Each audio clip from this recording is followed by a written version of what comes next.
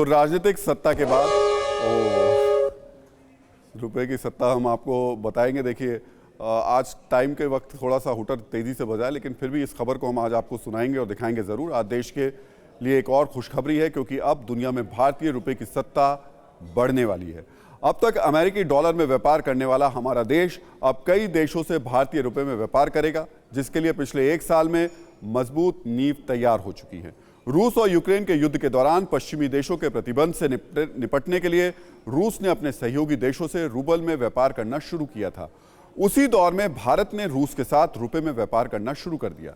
एक साल पहले से शुरू हुई कोशिश का नतीजा यह है कि अब भारतीय रुपए का इस्तेमाल ज्यादा से ज्यादा देशों के लिए बिजनेस करेंसी के रूप में शुरू होने वाला है। बड़ा अपडेट यह है कि दुनिया के 64 देशों ने रुपए में व्यापार करने की रुचि जताई है। जर्मनी और इजराइल भी भारतीय रुपए में व्यापार की इच्छा जता चुके हैं। भारतीय रुपए में व्यापार करने के लिए 17 वोस्ट्रो बैंक अकाउंट्स खोले जा चुके हैं। आपको बता दें कि विदेशों से व्यापार करने के लिए वोस्ट्रो बैंक अकाउंट्स खोले जाते हैं। आयात और निर्यात का रुपए में भुगतान इसी वोस्ट्रो बैंक अकाउंट के जरिए किया जाता है। अगर 30 देश भारतीय रुपए में व्यापार करने लगेंगे तो इससे अंतर्राष्ट्रीय करेंसी का दर्जा मिल जाएगा और ये भारत के रुपए वाली सत्ता को और ज्यादा मजबूत करेगा। एक बार आपको कुछ ऐसे बड़े देशों के नाम हम बता देता हूं, मैं बताता हूं जो भारतीय रुपए में व्यापार करना चाहते हैं। उन्होंने अपनी इस पर दिलचस्पी दिखाई है।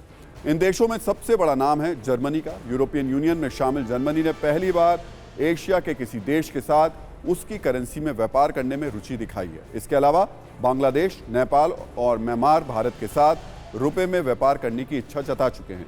ये वो देश हैं जिनके पास विदेशी मुद्रा भंडार वाले डॉलर कम हैं। तजाकिस्तान, क्यूबा, लग्जमबर्ग और सूडान भी रुपए में व्यापार के लिए आगे बढ़ चुके हैं। ये देश तो स्पेशल वोस्ट्रो बैंक अकाउंट खुलवाने की कोशिश में लग गए हैं। मॉरिशस और श्रीलंका के लिए विशेष वोस्ट्रो बैंक अकाउंट को आरबीआई मंजूरी दे चुका है। इसके अलावा भारत का महत्वपूर्ण रणनीतिक पार्टनर इजराइल भी भारतीय रुपए में व्यापार के लिए रुचि दिखा चुका है। अब ये समझिए कि अभी क्या होता है और रुपए में व्यापार होने से होगा क्या। अभी डॉलर में व्यापार होता है, यानी जिस देश में हम सामान खरीदते हैं वो देश अपने सामान की कीमत को डॉलर में कन्वर्ट करता है और उसका दाम तय करता है। हम अपने रुपए को डॉलर में कन्वर्ट करते हैं और उस सामान का दाम जितना होता है उसे उतने ही डॉलर दे देते हैं। इसमें समस्या यह है कि रुपए की वैल्यू क्या होगी ये डॉलर से तय होती है। अगर डॉलर मजबूत होता है तो उस सामान के लिए हमें ज्यादा रुपया देना होता है।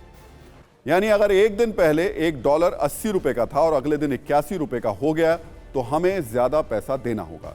लेकिन अगर हम दूसरे देशों से रुपए में ही व्यापार करेंगे तो बीच में डॉलर का खेल नहीं चलेगा। उस स्थिति में हमारे रुपए और दूसरे देश की करेंसी में डायरेक्ट डील होगी। अब आपके मन में एक सवाल हो सकता है कि अगर भारत में दुनिया के ज्यादा देशों के साथ रुपए में व्यापार करने में कामयाब भारत हो गया तो इससे देश को फायदा क्या होगा। पहला बड़ा फायदा यह होगा कि भारत को व्यापार के लिए डॉलर की जरूरत नहीं होगी। आपने कई बार सुना होगा, कहा जाता है कि देश में विदेशी मुद्रा यानी डॉलर कम है, तो इस काम और ज्यादा का जो चक्कर होता था वो इससे खत्म हो जाएगा। दूसरा बड़ा फायदा यह होगा कि कई बार अमेरिका जैसे देश दूसरे देशों पर सैंक्शन लगा देते हैं।